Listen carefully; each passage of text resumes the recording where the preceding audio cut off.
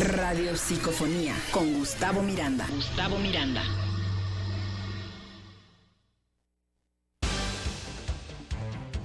Son las 8 de la mañana con 19 minutos. Gracias por estarnos sintonizando en este espacio informativo de Primera Plana. Y como se lo anticipé antes de irnos a la pausa, está aquí con nosotros. Tenemos el honor de recibir en este estudio a Gustavo Miranda, un extraordinario amigo que además se ha interesado en apoyarnos nuevamente aquí con sus puntos de vista y hoy de manera presencial. Gustavo, ¿cómo estás? Buenos días. Te saludo con mucho gusto, amigo. Creo que para mí es un gusto estar aquí en tu cabina y principalmente hablar de mis 15 minutos sobre la radiopsicofonía. La radiopsicofonía, recuérdanos un poco el concepto, ¿por qué radiopsicofonía? Bueno, radiopsicofonía es un movimiento que México aportó al mundo en el libro de Gutiérrez Tibón, que se llama México 1950. Ahí habla de las cosas que México le ha regalado al mundo. Y uno de ellos fue este principio que hicieron los intelectuales del Ateneo de la Juventud.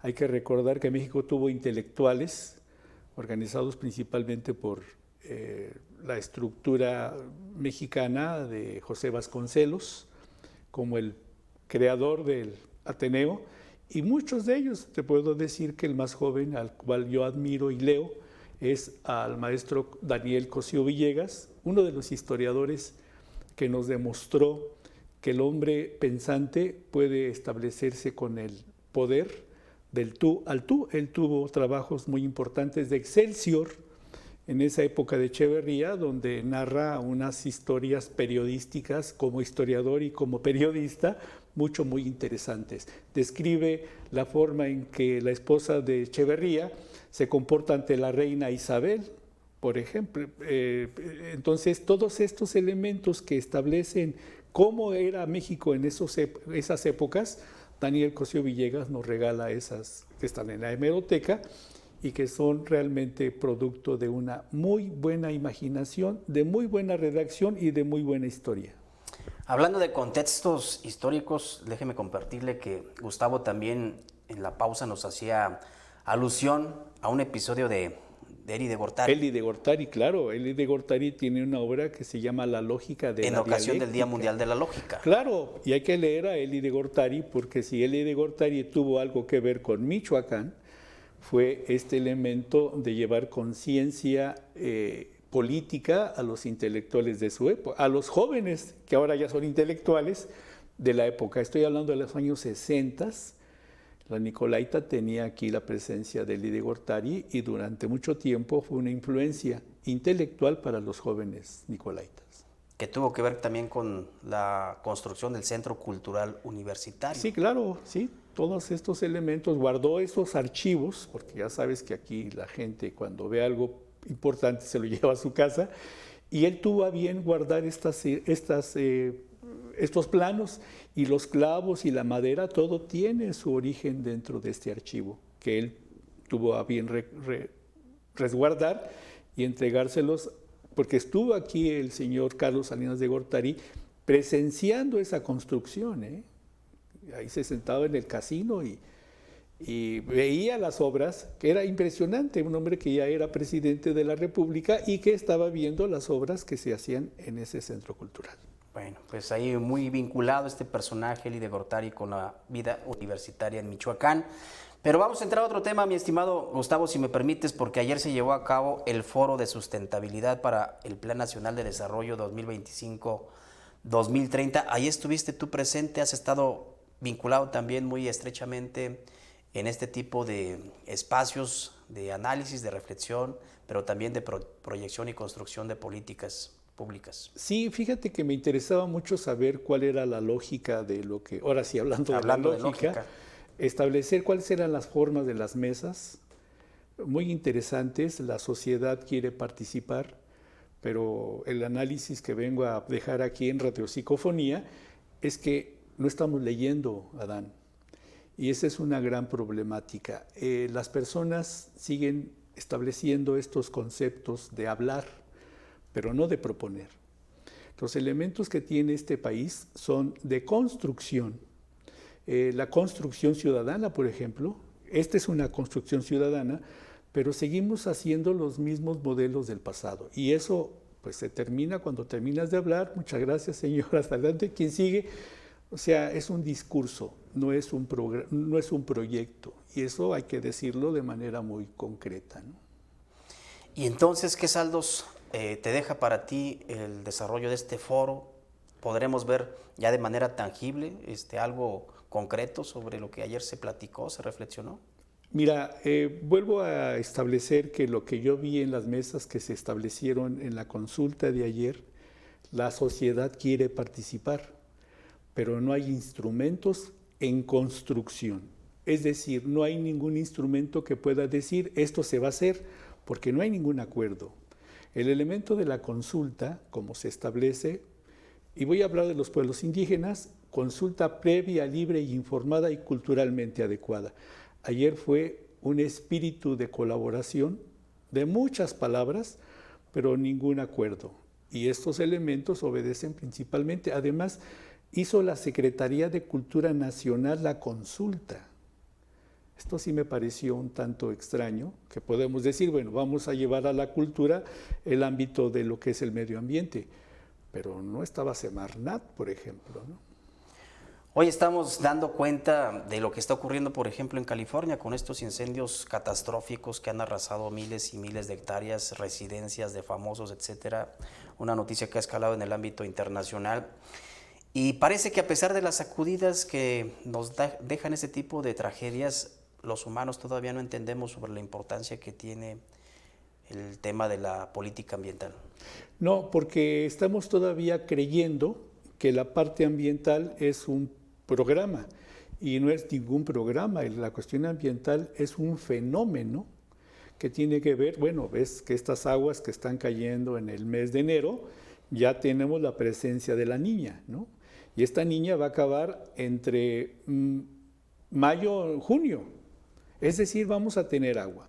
Estos elementos se deben a los estados que guarda la parte de lo que corresponde al lugar donde está Ecuador.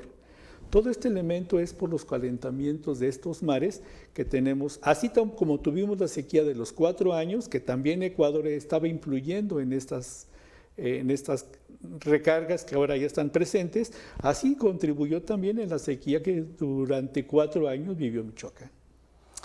Has estado además últimamente muy involucrado en las problemáticas y en las soluciones de estas de Pátzcuaro y su zona lacustre. En el foro de ayer, ¿hubo alguna propuesta que se aterrizara con respecto a la problemática que enfrenta la zona lacustre en Michoacán? Sí, bueno, hay una parte donde las mujeres indígenas han hecho sus instrumentos. ¿Qué son estos elementos de instrumentos, Adán? Es cuando las mujeres toman sus iniciativas en el marco de lo que se refiere a los convenios internacionales. México tiene un convenio con la recomendación 39. Ellas trajeron a la experta, que ya concluyó en diciembre, a la experta de Naciones Unidas, Leticia Bonifaz, a dar una conferencia sobre sus derechos de las niñas y las mujeres indígenas. En el mes de mayo del 2022, México fue la sede de este instrumento. Hablo de instrumentos, hablo de elementos que le sirvan a la sociedad, porque cuando uno va a decir cosas y las va a exponer, pues ya te escuchó el que va a escuchar, ¿verdad? Pero no hay soluciones. Las mujeres indígenas han hecho una labor muy importante. Quiero decirte que con su declaratoria del 8 de marzo, esta declaratoria que hacen ellas, están en el derecho de su uso de su voz. Establece que también a través de esta declaración llega el gobierno de Michoacán y las electas diputadas y senadoras a la Comisión Económica para América Latina y el Caribe, la CEPAL. Establece este inicio que fue atendido la petición del presidente municipal por la declaratoria de las mujeres. ¿Y qué dijo la CEPAL? Todo está bien porque presentamos el plan emergente que hizo Agricultura y FAO en el 2022-2023, pero dice la CEPAL, incluyan también el acuerdo de Escazú.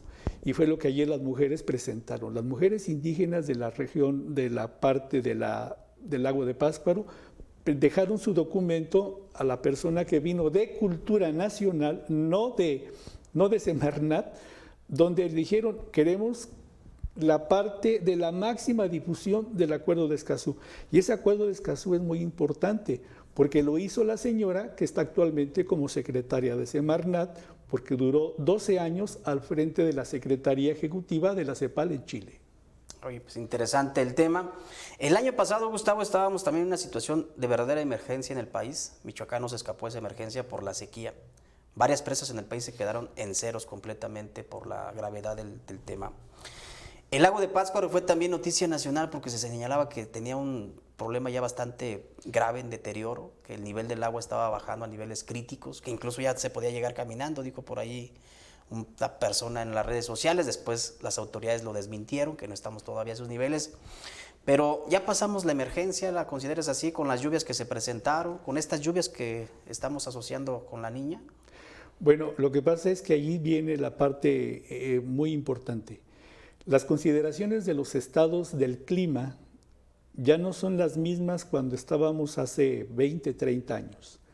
Porque la sequía que vivimos ahora, que ahora estamos viviendo, ya la sequía se terminó en junio del año 2024. Y ahorita estamos entrando al periodo de la Niña que va a acabar entre mayo y junio. Pero vamos a tener una sequía en 3, 4 años más y van a ser severas. Es decir, esta que duró 4 años, se puede considerar que si vamos a vivir otra sequía van a ser 6 años más. Ahora, la problemática es una situación muy importante, Adán. La deforestación y todo lo que establece el principio del cambio climático. Esa es la problemática que tenemos no solamente en este país o lo tenga Michoacán, no, es una a nivel regional. Estamos hablando de América Latina y el Caribe, si se puede medir de alguna forma.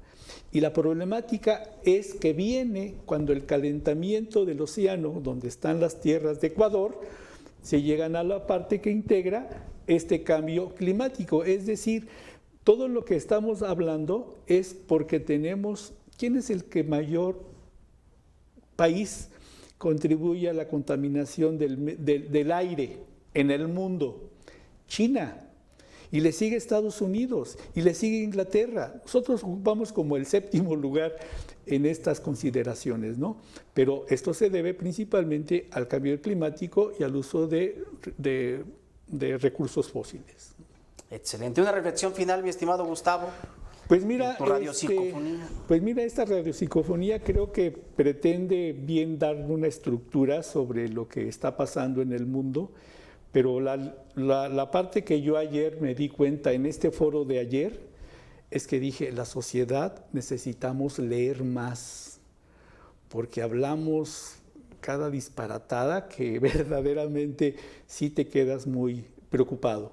La necesidad de leer más, de entender más y de proponer más y crear herramientas, crear instrumentos para que podamos realmente acceder hacia cuestiones de importantes soluciones como es el medio ambiente.